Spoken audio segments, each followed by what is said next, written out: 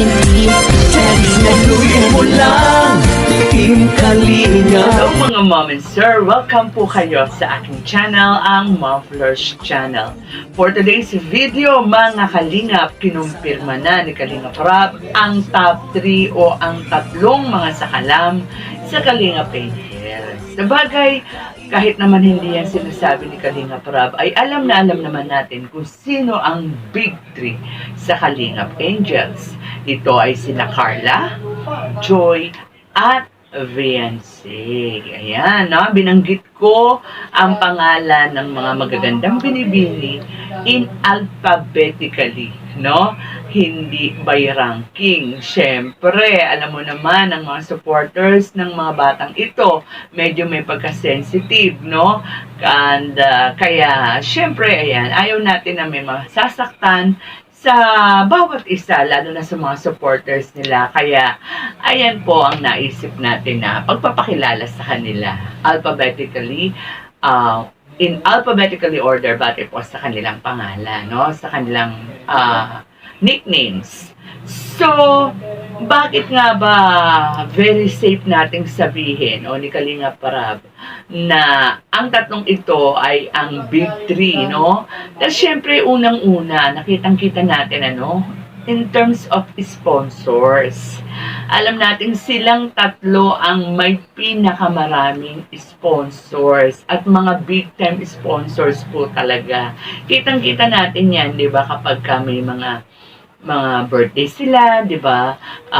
Anong tawag dito, mga event, anniversaries, talagang todo support ang mga sponsors nila. Hindi po, yung mga iba nagdaramdam ba daw hindi pinag-anniversary ni Kalingap Rob. Actually, syempre sa dami ng ginagawa ni Kalingap Rob, hindi na niya naaalala kung sino yung sa mga beneficiaries niya, naka-isang taon na, nakaganito, no?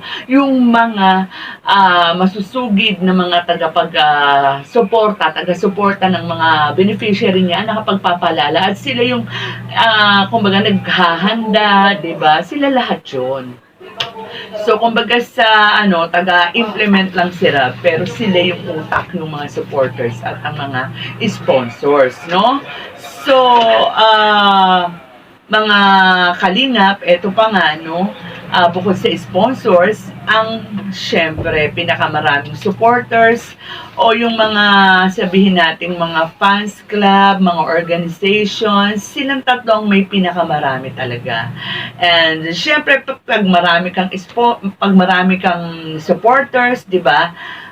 Automatic napakaraming views. Maraming views kapag sila ang topic, no? And of course, kapag maraming views, trending, viral, and lahat na, no? Magsusunuran na mga reactors, ultimo mga, hindi lang reactors, pati mga kasamahang vloggers, no, sa Kalingap, ay kulang na lang sila na lahat ang i-content, 'di ba?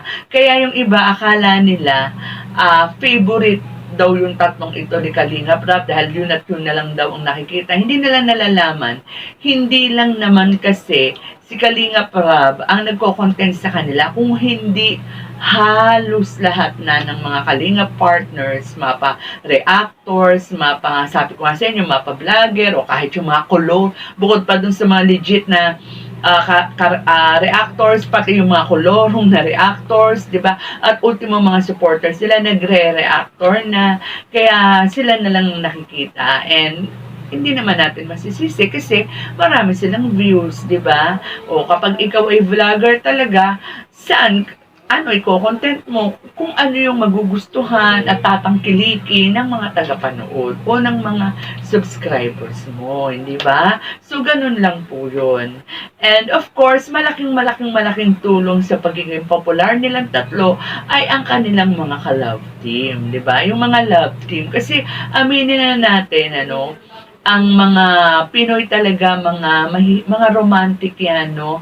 Mga romantika. Mahilig sila sa mga kilig-kilig, di ba? Kaya, yan ang gusto nila. Yung bang parang mga fairy tale. Mas anong tawag dito? Mas mga parang mas may malaki ang hadlang, mas yun ang sinusuportahan nila. Yung man parang sa unang malas ay parang hindi magkakatuluyan. Dito sa Kalinga parang ang laging ipinupukol sa mga magkakalab team is matanda na raw, di hamak na matanda na raw yung lalaki sa babae.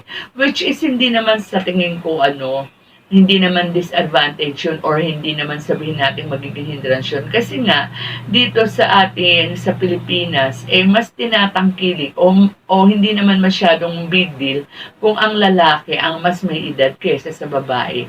Nagiging big deal yung age doesn't matter na tinatawag, no? Kapag yung babae talaga ang mas may edad doon sa lalaki, no? So, yan, yung mga ganyan tipo. And, of course, ano pa yung masasabi natin, yan din ang dahilan kung bakit pagka may travel o magta-travel sa Kalinga Prab, dito o sa labas man ng ating bansa, alin man dito sa tatlong love team na to, ang kasama, kung hindi man kasama, isa dyan, lahat sila, no? Nangyayari na rin yung lahat sila ay kasama, di ba? And yan ay dahil nga sa may mga sponsor na handang sumagot ng kanilang gastusin. Ba, hindi biro ang perang magagastos mo dyan, lalo na kung sa out of the country, di ba? Dahil pamasahe, di ba? O yung tutuluyan, yung foods, madami talaga, pocket money.